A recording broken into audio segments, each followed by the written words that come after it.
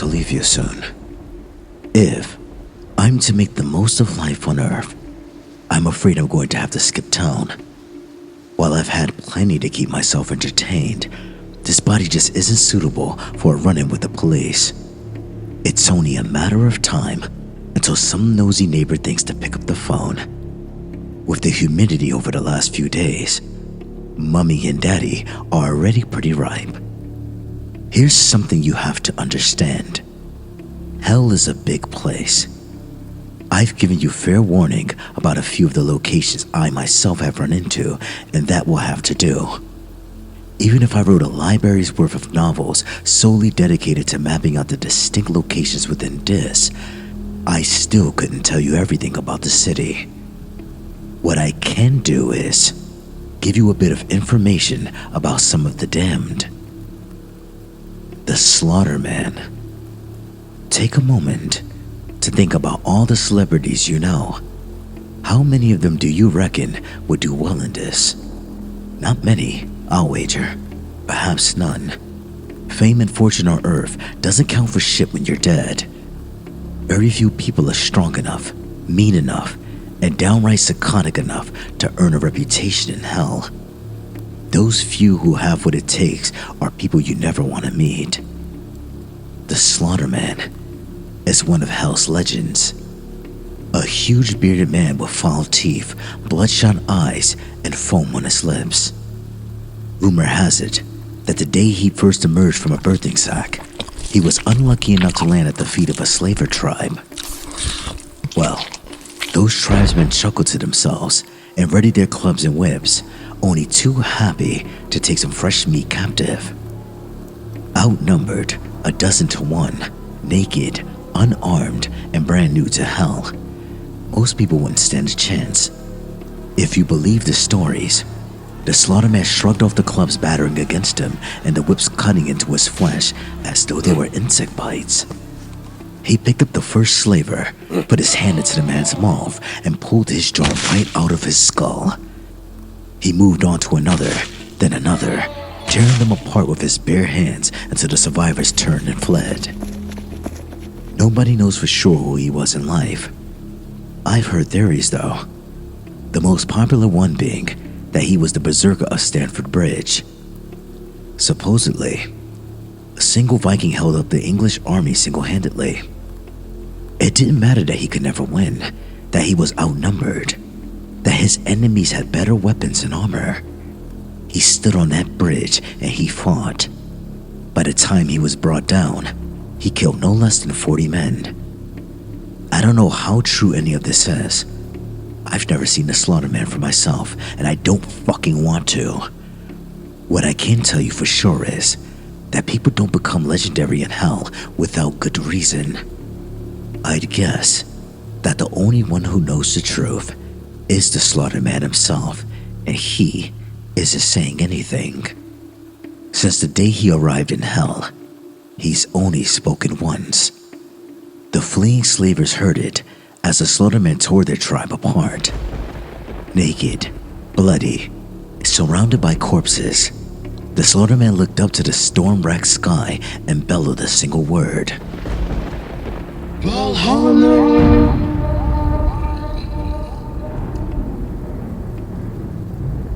Next, Hellhounds. How about a little story? I wasn't new to hell. I made myself some clothes in a wooden club, found shelter, and had a big slab of meat roasting over a campfire. The only thing I didn't have was a tribe.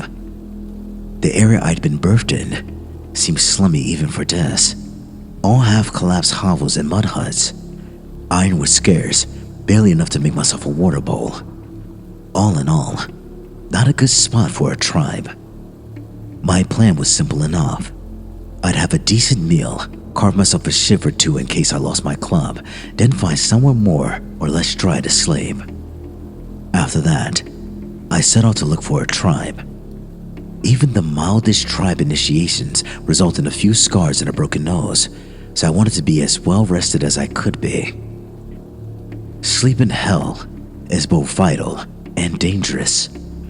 There's an act of finding somewhere that's simultaneously sheltered, hidden, and with access to an escape route. Even then, you never get more than a few hours at a time. In hell, the slightest suspicious noise should scare the shit out of you. A low, throaty growl definitely counts as a suspicious noise. I leapt out of my impromptu nest of skins and wood, raised my club, and returned to growl with one of my own. A woman had crept into my building and was staring at me with dilated pupils. She looked at me in a bad way, skinny, naked, and covered in weeping sores. Her lips peeled back to reveal broken and jagged teeth. It took me all of a second to size her up. She'd been living rough for days or weeks. Judging from her protruding ribs and bloated stomach, she was well on her way to dying of starvation. So, she was weak, hungry, and didn't have a weapon. "I've already eaten," I said, relaxing a little and giving my club a few practice swings. "No sense in letting you go to waste, though." I took a step towards her and she bolted. Just turned right around and scampered away in a strange animal gait. I took off after her, certain that I could outpace her. Even if there wasn't much meat on her, bones could still be useful. I chased her through a few streets, struggling to keep my footing on the muddy ground. When I finally got close enough to swing my club, she stopped dead. The suddenness of it caught me off guard, and I tripped over her, losing my club as I fell. She howled in triumph, a sound that was echoed by a dozen other throats. That day, I learned two things about the hellhounds. The people who lose their minds and become little more than beasts after enduring centuries in hell. Firstly, they have the necessary animal cunning to hunt as a pack. Secondly, human teeth and fingernails are perfectly capable of ripping flesh from the bone. The surgeons. Modern doctors really thrive in hell. Academia and reliance on technology doesn't leave you in the best state to endure the endless violence and brutality. There are exceptions, though. The people who learn to sew their friends back together amid the machine gun fire of the Somme. Shamans, witch doctors, and holy men who endured famine and warfare. Survivalists who knew how to cauterize their own wounds in the middle of a forest. Those are some of the people who might just be strong enough to ply their trade to the damned. After all, working knowledge of basic medicine is just one of those things that's beyond a lot of the meatheads roaming this. Most of hell's surgeons find a tribe as soon as they're able. Their tools might be crude, but they soon learn to make do. Flint, slate, and shards of glass serve as their scalpels. They make thread from human hair and needles from slivers of iron. Whenever a member of the tribe has an infected sore, a surgeon will be the one to drain the pus. A tribal surgeon could well save your life, but they'll do it without anesthetic. Then, there are the freelance surgeons, the people who try to go it alone. They make themselves a uniform, the theory being that the damned will recognize them if they all look alike. It doesn't really work. But then, you can't expect much logic from people who lost count of how many times they've died. For one thing, fashions change over time. I'm told that the freelancers wore headdresses and bone necklaces at one point. The current trend is to mimic Venetian plague doctors by donning a beak mask and wearing a long black coat of fire-blackened skin. Freelancers are rare. Very rare, in fact. You'll see thousands of the damned for every freelancer surgeon you come across. When you do come across one, be fucking careful. Firstly, surgeons don't get a free pass in hell. The damned are more likely to attack a freelancer than they are to barter their tools, clothes, or slaves in exchange for his services. You can't be certain if the man in the bird mask and black coat is really a surgeon, or somebody who murdered a surgeon and took his clothes. Perhaps they made the outfit themselves in order to draw the weak and the wounded close. Advertising doesn't always work as intended in this. If the freelancer turns out to be genuine, that doesn't give you an excuse to drop your guard. Freelance searchers aren't usually the most stable people, but another way, freelancers are usually sadistic fucking psychopaths. Sure, they might stitch you back together and send you on your way. They might also decide it'd be more interesting if they stitched you to somebody else. They might think paying an arm and a leg for a service should be taken literally. They might turn out to be some wannabe serial killer who's yet to find their way to Skin Street. For each freelancer trying to do a tough job in a tougher place, there are a dozen or so Mengles who want to try out their toys on somebody too injured to fight back. Stick with your tribe surgeon if you're lucky enough to have one. Failing that, learn to patch up your own wounds. Trust me, if you're able to read, you've already got the intellectual advantage over a lot of Hell's residents. Universal education is pretty recent. Freelancers aren't worth the risk. Cambions. I'll be honest with you here. I don't know if Cambions actually exist. What I'm going to tell you is something that somebody else told me. It's up to you to decide if it's true or not. Personally, I really fucking hope it isn't. People one another in hell. It happens a lot. If you're not strong enough, it'll happen a lot to you. The good news for the ladies out there is that damn men fire blanks. You'll almost never be impregnated. I say almost never, because if you believe the stories, there's an incredibly slim chance that a couple of those little swimmers will be awake and looking for an egg. Just to put this in perspective, we're talking conjoined twins level of unlikeliness here, and that's just conception.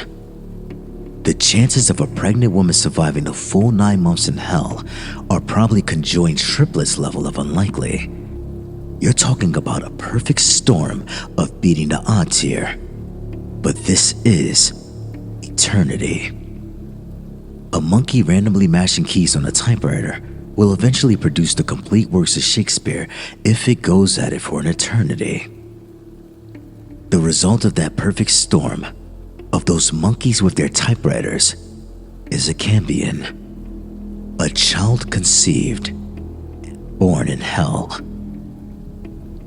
I'm not saying they exist, okay? I'm saying I've met somebody who swears it's true and that he's seen a Cambion for himself. You see babies in their birthing sacks from time to time. Usually it's just a body. Occasionally you see one drowning. Most of the damn ignore them. They wouldn't survive a day on the streets even if you could afford to devote your full attention to them. Better to leave them be. It's only the really fucked up people who cut through their sacks and... yeah, I'm not going to finish that thought. I'm getting sidetracked. So, this Cambion who may or may not have existed apparently looked like a normal child. It cried, it shit, it sucked its mother's tits just like a regular baby would. The mother was part of a tribe, and they'd been able to protect her throughout her pregnancy. Couldn't tell you why. Curiosity, perhaps. When it was born, the whole tribe gathered around to have a look. Among them was the man who told me this story. Somebody eyed me years later and eventually killed. This man cut the baby's cord and lifted it up to his face. Every man in the tribe had raped the mother at one point or another. He wanted to see if the child looked anything like him. The Cambion looked like a normal child in every way, but one. Its eyes were dead, lifeless, like a doll's. Sure, the kid was alive. It wriggled and cried like a normal baby. Those eyes were wide open though, not scrunched closed like a newborn's eyes should be. Wide open, empty, doll's eyes. It If that story is true, I don't blame the tribe for killing a child. Something like that shouldn't exist. Right, I'm done. I have to go. This is the point where people like to have things nicely tied up. A few dragons slain, a few maidens saved.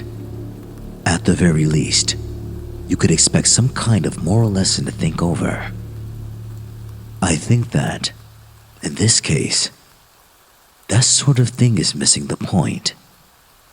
There are no dragons to slay, no morals to learn. We do not live happily ever after. There's no grand revelation, no clever twists, no purpose, no redemption, no hope.